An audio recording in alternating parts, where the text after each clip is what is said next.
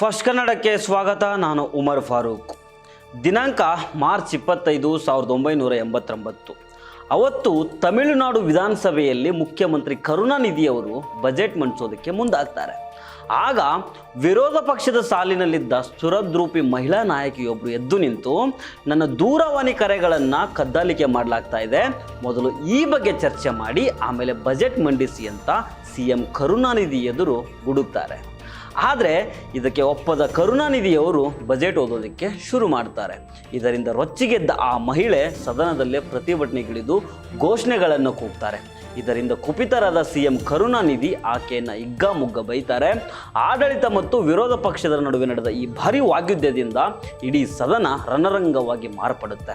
ಆರೋಪ ಪ್ರತ್ಯಾರೋಪಗಳ ನಡುವೆ ಚಪ್ಪಲಿ ತೂರಾಟ ಕೂಡ ನಡೀತದೆ.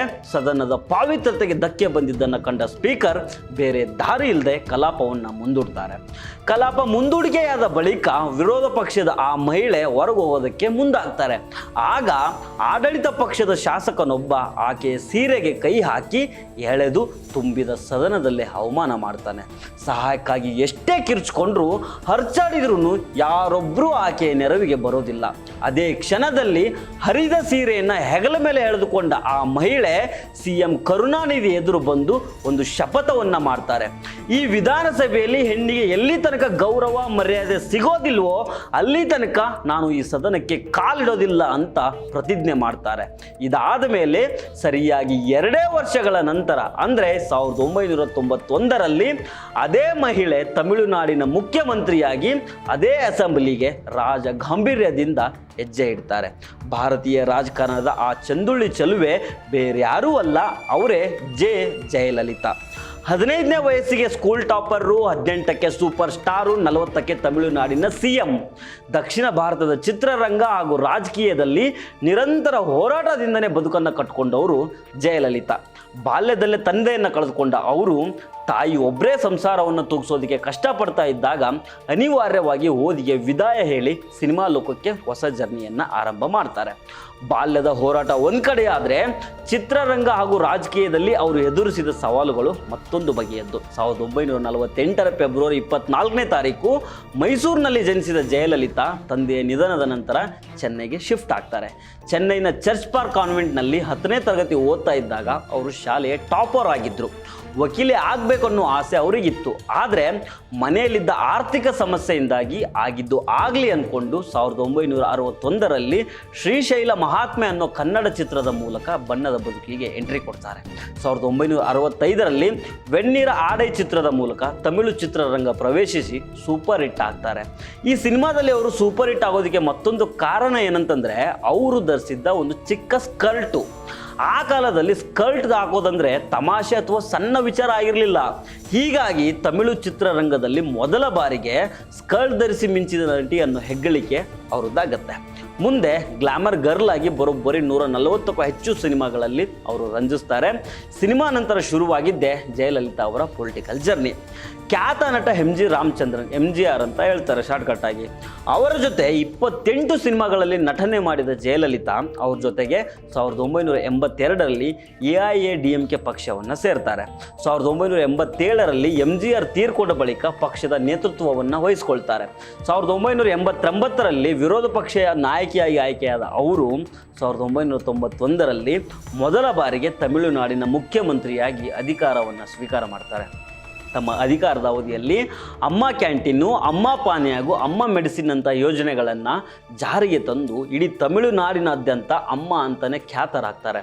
ಒಟ್ಟು 6 ಬಾರಿ CM ಆಗಿ ಆಡಳಿತ ನಡೆಸಿದ ಅವರು ಸಿನಿಮಾದಷ್ಟೇ ರಾಜಕೀಯದಲ್ಲೂ ದೊಡ್ಡ ಹೆಸರು ಮಾಡ್ತಾರೆ. ಅಂದಹಾಗೆ ಜಯಲಲಿತಾ ಸಾಗಿ ಬಂದ ರಾಜಕೀಯ ಹಾದಿ ಹೂವಿನ ಹಾಸಿಗೆ ಆಗಿರಲಿಲ್ಲ. ಕಲ್ಲು ಮುಳ್ಳಿನ ಹಾದಿಯನ್ನು ಸವಿಸಿನೇ ಅವರು CM ಹುದ್ದೆವರೆಗೂ ಏರಿದ್ರು. ಆದಾಯ ಮೀರಿದ ಆಸ್ತಿ ಗಳಿಕೆ ಪ್ರಕರಣದಲ್ಲಿ ಅವರು ಜೈಲು ಸೇರಬೇಕಾಯಿತು. ಅವರ ಆಸ್ತಿಯ ವಿವರವನ್ನು ಮುಂದೆ ಹೇಳ್ತೀನಿ ನಿಮಗೆ. ಕಲಾಪದಲ್ಲಿ ಸೀರೆ ಎಳೆದಾಡಿದ ಘಟನೆ ಪ್ರತಿಪಕ್ಷ DMK ನಿರಂತರ ಸೇಡಿನ ರಾಜಕಾರಣ ಅವರನ್ನು ಕಾಡಿತ್ತು. ಜೊತೆಗೆ MGR ಜೊತೆಗೆ ಅವರು ಲಿವಿಂಗ್ ಟುಗೆದರ್ ರಿಲೇಷನ್ಶಿಪ್ನಲ್ಲಿದ್ದರು ಅನ್ನೋ ಊಹಾಪೋಹಗಳು ಹಬ್ಬಿತು. ಇದರಿಂದಾಗಿ ಸ್ವಪಕ್ಷದಲ್ಲಿ ಅವರು ಹಲವು ರೀತಿಯ ವಿರೋಧಗಳನ್ನು ಎದುರಿಸಬೇಕಾಗಿ ಬಂತು. ಮುಖ್ಯಮಂತ್ರಿ ಆದ ಬಳಿಕ ಜಯಲಲಿತಾ ಅವರಲ್ಲಿ 2 ರೀತಿಯ ವ್ಯಕ್ತಿತ್ವಗಳು ಕಂಡು ಬರ್ತಾ ಇದ್ವು. ಒಂದು ಕಡೆ ತೀರಾ ಸರಳ CM ಅಂತ ಅನ್ಸ್ಕೊಂಡ್ರೆ, ಇನ್ನೊಂದು ಕಡೆ ಅತ್ಯಂತ ಅದ್ದೂರಿಯ ಧಾಮ್ ಧೂಮ್ ವ್ಯಕ್ತಿತ್ವ ಅವರಲ್ಲಿ ಕಂಡು ಬರ್ತಾ ಇತ್ತು.